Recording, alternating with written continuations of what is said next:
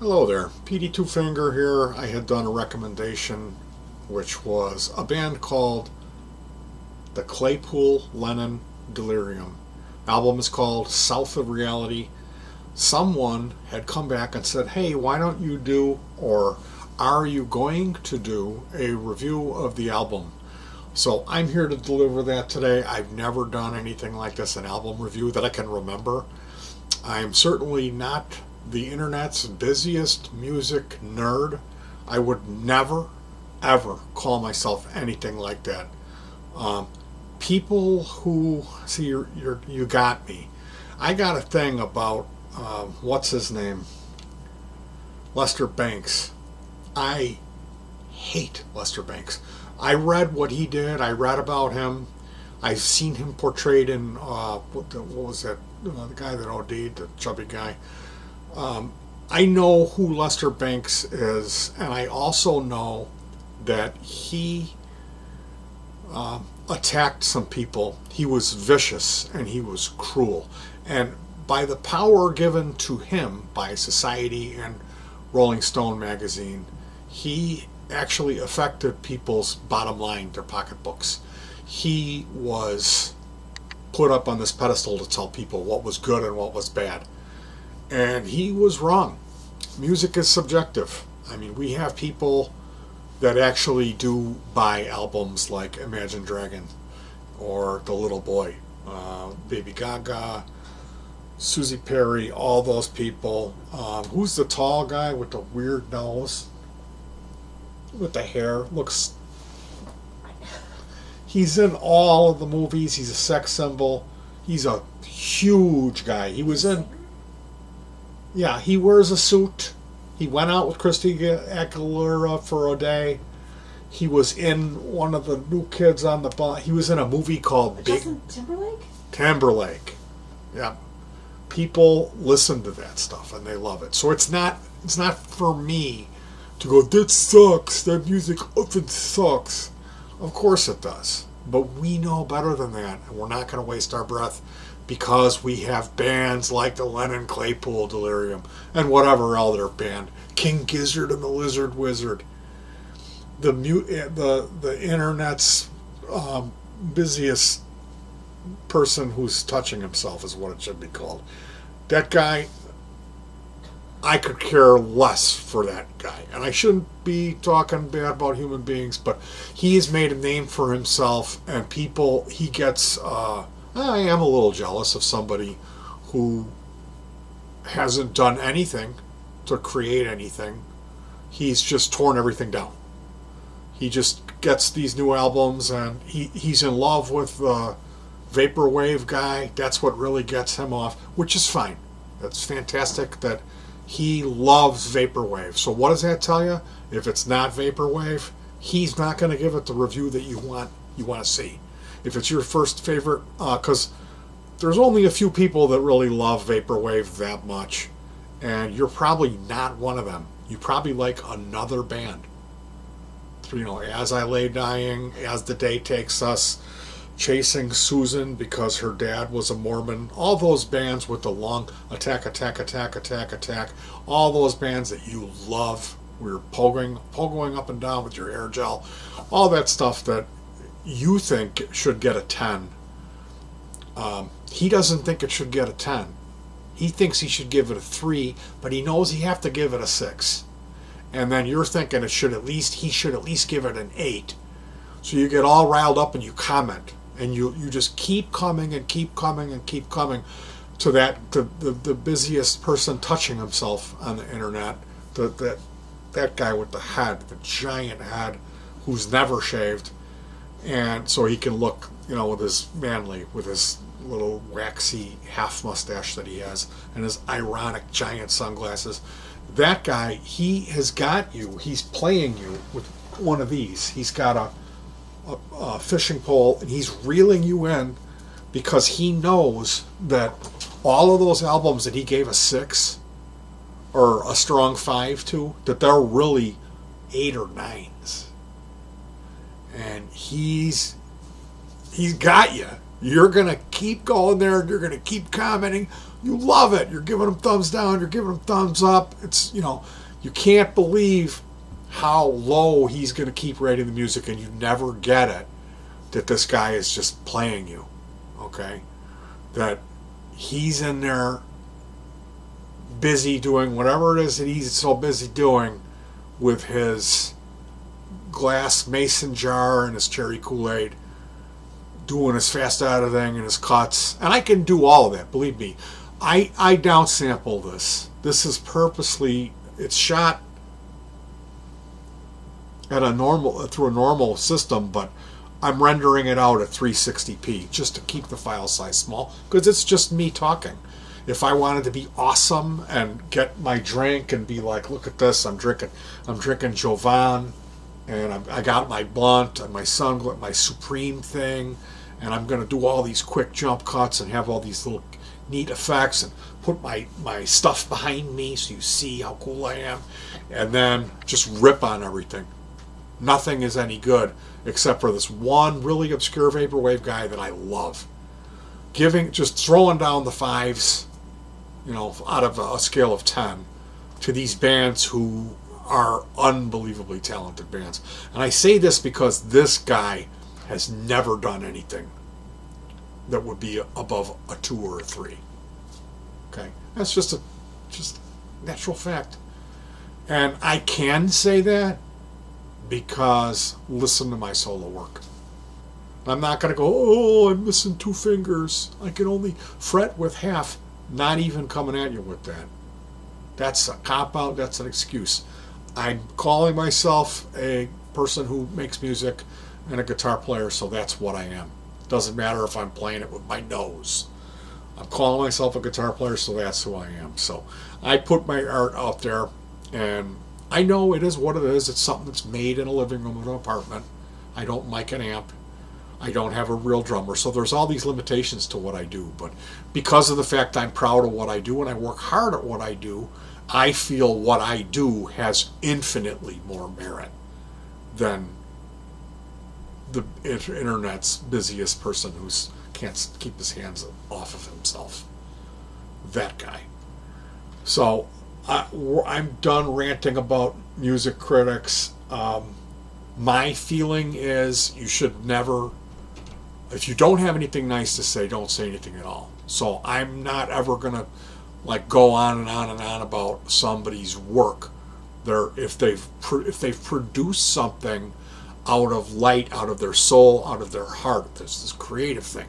Okay, I can talk all the smack I want about the internet's busiest person who won't keep his hands out of his pants, because that guy is taking money out of other people's pockets. He's putting himself up there. He's got this incredible following that I don't have. He's got people commenting and sharing and laughing and liking. Just they can't get enough of this guy. But all he's doing is ripping on everybody else, except for probably Death Grips. I'm guessing he loves Death Grips, and he loves some vaporwave guy. Getting back to reality here, the only reason I'm doing this is because someone asked me to review the album. I listened to it once. I'm not a Sean Lennon fan. I am a Beatles fan, but I'm not a nostalgia person like listening to ELO or the Traveling Wilburys. Although I love both of those bands, and the Traveling Wilburys music never gets old to me.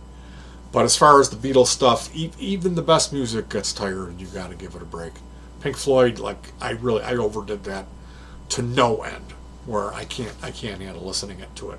But it also goes back to a very trying time in my life because I lost my dad.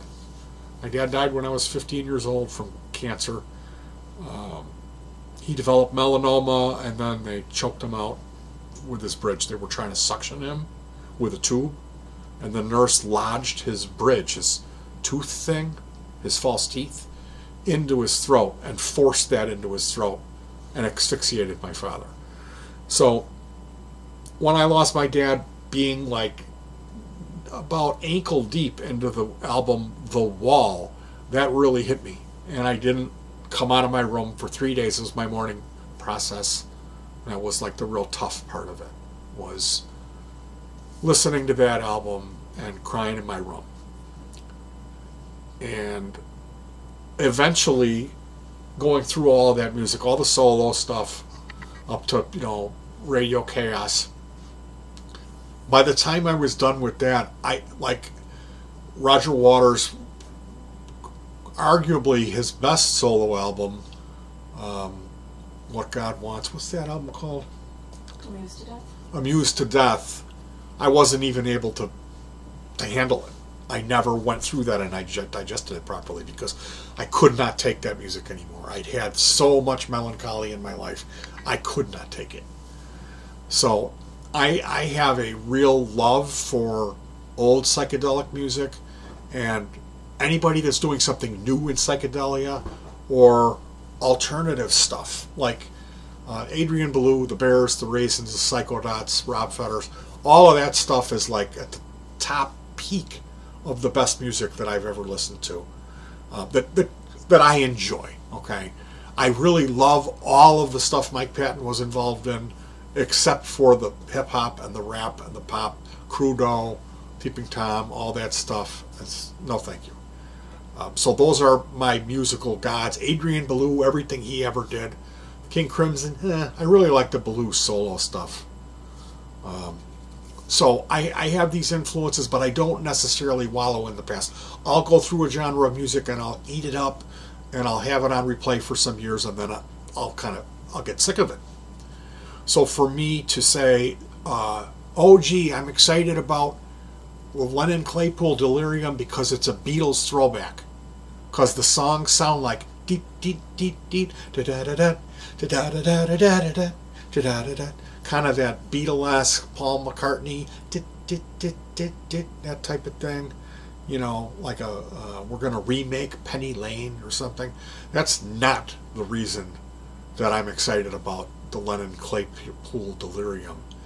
And I went into it thinking, oh my goodness, that's what they're doing, because I'm listening to Sean Lennon and that's what he's doing and I'm loving it. I'm getting off on it. There is moments in here that are so surreal to my ears. It's like the Beatles have resurrected from the dead and here they are, but it's not Paul McCartney on the bass. There's something going on down there named Les Claypool, and it's infinitely better than Paul McCartney. Now, that's not a jab at Paul. Paul's a fantastic bass player, and I have my own feelings about the Beatles, about how they kind of separated, and they probably didn't write any of those songs, Tavistock Institute. Excuse me. But Weird Scenes Inside the Canyon. What's that guy's name? I can never remember his name.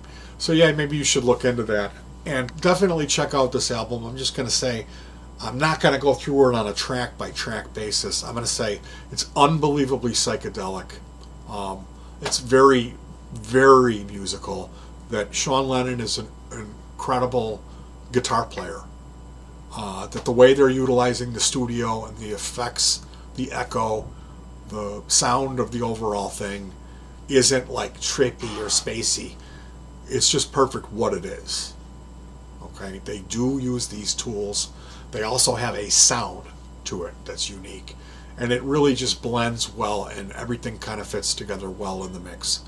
Now, me, as the way that I listen to music, the weirder kind of the better, as long as it has that common sense that it's musical. And that's where this shines. It is weird.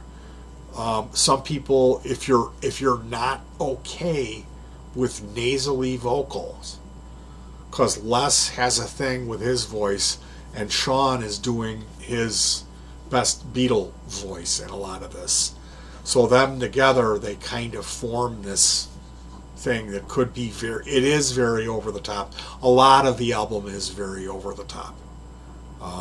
But as a fan of Les Claypool, I really like a lot of the creative stuff he did, listening to his albums over his career. There's high points and there's low points.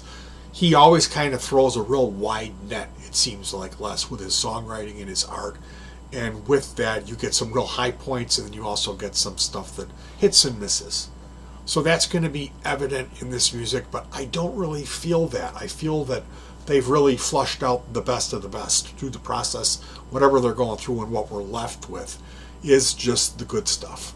So I need to process this, because it's the type of music that's a little bit complicated, and it's very unique.